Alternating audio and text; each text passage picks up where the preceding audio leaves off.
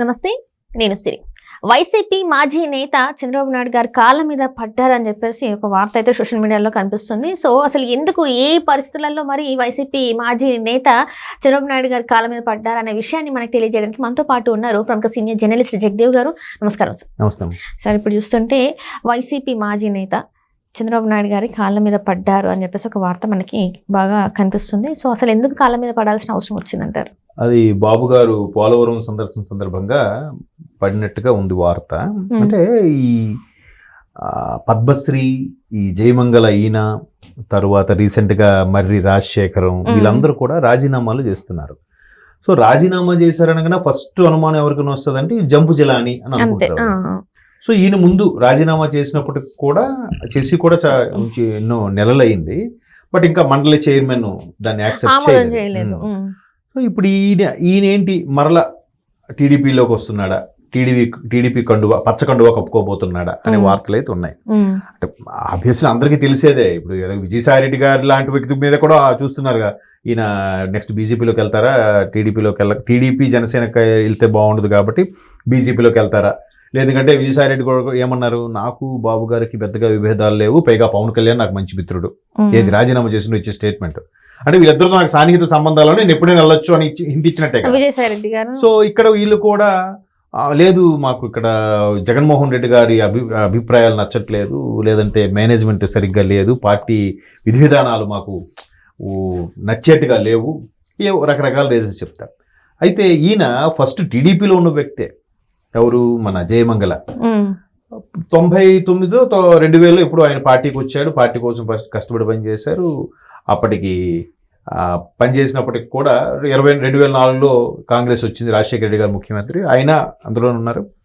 2009లో TDP వచ్చుండేదే maximum, because of PRP, Lok Satta, ఈ రెండు పార్టీలు లేకపోతే టీడీపీ మ్యాక్సిమం వచ్చుండేదేమో నాకు తెలిసి. అప్పుడు వేరేలాగా ఉండేదేమో రాష్ట్ర భవిష్యత్తు, ఇట్లా తెలంగాణ విడిపోయేది కాదేమో. అంటే ఒకవేళ రాజశేఖర రెడ్డి గారు చనిపోకపోయి ఉంటే, ఆయన పదవిలో ఉన్న, లేదా రాజశేఖర రెడ్డి గారు ఓడిపోయి ఉంటే, ముఖ్యమంత్రిగా చంద్రబాబు నాయుడు గారు ఉంటే, అంటే రకరకాల ఊహాగానాలు ఇవన్నీ. సో 2009లో ఆయన కైకలూరు నుంచి ఎక్కడి నుంచో ఎమ్మెల్యే గెలిచాడు ఆయన. అలాగే చాలామంది గెలిచారు కూడా. అప్పుడు 2009లో కాంగ్రెస్ చాలా తక్కువ సీట్లతో మ్యాక్సిమం గెలుచుకుంది. సో అట్లా అంతగా ఎదుగుగా ఉన్న మనిషి ఎప్పుడైతే 14 మళ్ళీ ముఖ్యమంత్రి చంద్రబాబు నాయుడు గారు అయ్యారు, బాగుంది, కొనసాగాడు ఆయన. మన 19లో వైసీపీ వచ్చేసరికి ఇంకా వైసీపీ వాళ్ళు బాగా అటాక్ చేశారు కదా, ఇంకెందుకు రిస్క్ అనుకున్నాడో, లేదంటే వైసీపీలోకి వెళ్తే బాగుంది అనుకుంటే 2022 ఆ టైంలో మెల్లమెల్లగా ఎక్కడలాగే టీడీపీకి కొంచెం ముఖం చాటు వేసామంటే అర్థం ఏంటి, వేరే పార్టీలోకి వెళ్ళబోతున్నాడు అని అర్థం. సో మొత్తానికి వైసీపీకి వెళ్ళారు, ఎమ్మెల్సీగా కూడా అయ్యాడు. మళ్ళీ ఇప్పుడు ఎమ్మెల్సీకి రాజీనామా చేసి మళ్ళీ టీడీపీలోకి వస్తున్నారు.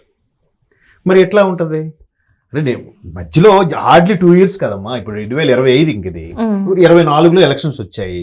ఆయన 22 వరకు టీడీపీలో ఉన్నాడు, 22-21 వరకు. కరోనాలో పోయింది 2 ఏళ్ళు. తర్వాత మెల్లగా వైసీపీ వెళ్ళాడు, ఎమ్మెల్సీ వచ్చేసింది.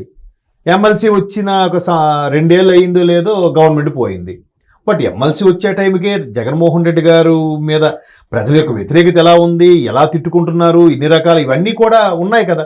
ఎందుకు వెళ్ళిపోవాలి, పదవి వ్యామోహం కాకపోతే? సో అలా వెళ్ళిపోయాడు కాబట్టి మరలా ఇందులోకి వచ్చేటప్పుడు కొంచెం గిల్టీ ఫీలింగ్ ఉంటుంది కదా. మీరు కాలు మీద పడ్డారు అంటే ఆల్మోస్ట్ ఆల్ కాలు మీద పడినంత పని అయినట్టు. అంటే ఒక గిల్టీ ఫీలింగ్ ఉంటుంది కదా.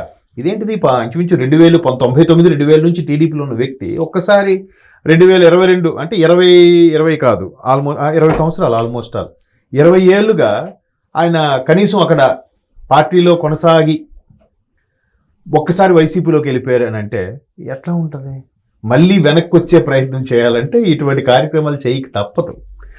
పైగా మనం ప్రతి దగ్గర చూసేది కూడా ఏంటంటే పార్టీ పేర్లు మారుతున్నాయి తప్ప, పార్టీ వ్యవస్థాపకుడు ఎవడైతే కొత్తగా వస్తున్నాడో వాడు ఉంటున్నాడు తప్ప, నాయకులు వాళ్ళే తిరగేసి ఇందులోంచి అందులో ఇట్లా మారుతూనే ఉన్నారు తప్ప, ఓల్డ్ వైన్ న్యూ బాటిల్ అన్నట్టు వైన్ అదే, బాటిల్ మారుతుంది. బాటిల్ పేరు మాత్రం మారుతుంది. అంటే ఇక్కడ ఒకటి ఉంది ఏంటంటే రాజకీయ పార్టీలు ఎన్ని వచ్చినా కూడా రాజకీయ నాయకులు వాళ్ళే అన్నట్టు ఒకటి వినిపిస్తూనే ఉంది. ఎందుకంటే కొత్త పార్టీలు ఎన్ని వచ్చినా నేతలు మాత్రం వాళ్ళే ఉంటున్నారు, కొత్త రక్తానికి అవకాశాలు రావట్లేదు, పాత వాళ్ళే ఉంటున్నారు. ఇంకా వాళ్ళని ప్రజలు నమ్మడానికి కూడా ఈ మధ్య కాలంలో ముందుకు రావట్లేదు. ఎందుకంటే మిమ్మల్ని ఆల్రెడీ అక్కడ చూసినాం, మీరు కొత్త పార్టీలకు వచ్చినంత మాత్రమే మీరు ఏమి మళ్ళీ కొత్తగా చేసేది ఏమి ఉండదు కదా, మళ్ళీ అట్లనే ఉంటారు కదా, మీ బిహేవియర్ అయితే అంతే ఉంటుంది అని చెప్పేసి కొంతమంది అట్లా వాళ్ళకి అది పడిపోతుంది, ఆ ముద్ర పడిపోతుంది.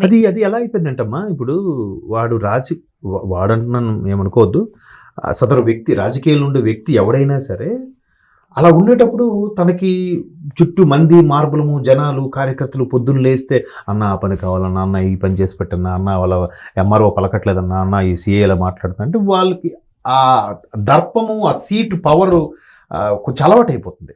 ఒక్కసారి పదవి లేకపోయేసరికి ఎవడు రాడుగా, వీరిలో వాడు కూడా అన్న నమస్తే అన్న అండు మరీ ఎదురుపడి అన్న నమస్తే అన్న అంటాడు, లేదంటే ఏమో వీడి వల్ల పని అవదరా ఇంక పదవిలో లేడు కదా అని వెళ్ళిపోతున్నారు. ప్రజలు కూడా అలాగే ఉన్నారు. సో వీడు అది చాలా అవమానంగా ఫీల్ అవుతాడు.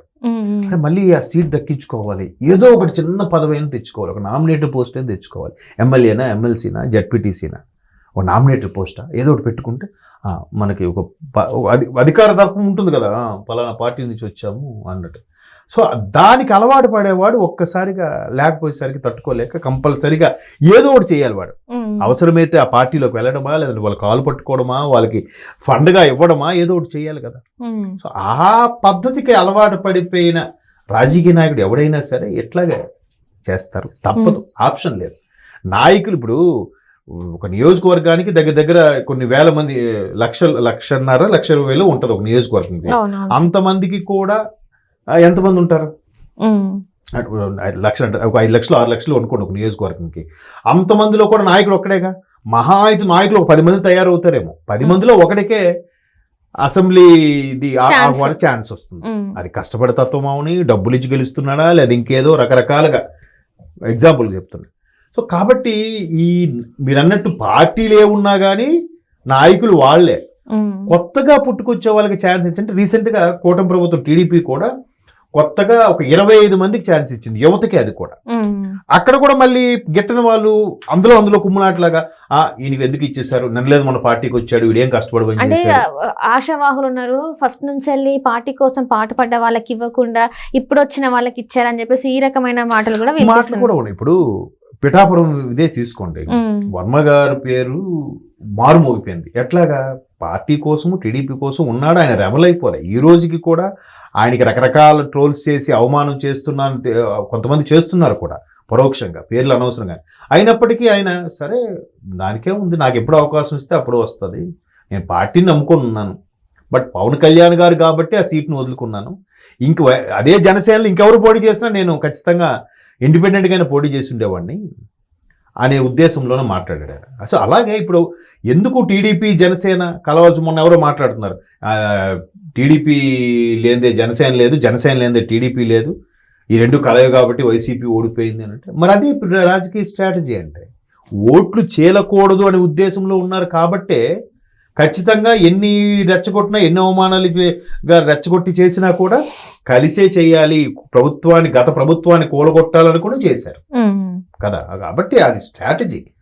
మొదటి నాయకులు అంటారా మరి ఇట్లా మొన్నటి వరకు ఉండి మళ్ళీ ఒక్కసారి అటు వెళ్ళిపోయి మళ్ళీ వెనక్కి వచ్చేవాడికి ఎంతకి అరే నిన్నేళ్ళో కదరా మళ్ళీ ఎంట్రా అని అనుకుంటాం కదా. సో అందువల్ల కాలు మీద పడి ఉండొచ్చు.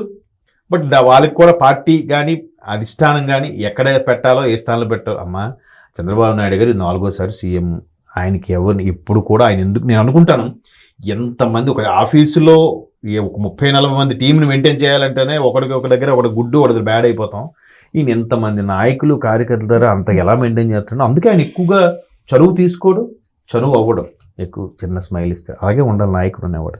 ఏమాత్రం జోవియల్గా ఉన్నారా సంకనెక్కుతారు. సో ఆ స్ట్రాటజీ, ఆ అడ్మినిస్ట్రేషన్ ఆయనకు తెలుసు కాబట్టి చూద్దాం మరి ఇంకా ఆహ్వానించినట్టేనా కాదా అనేది ఇంకా నాకైతే క్లారిటీ లేదు. Right sir, thank you so much sir. Thank you.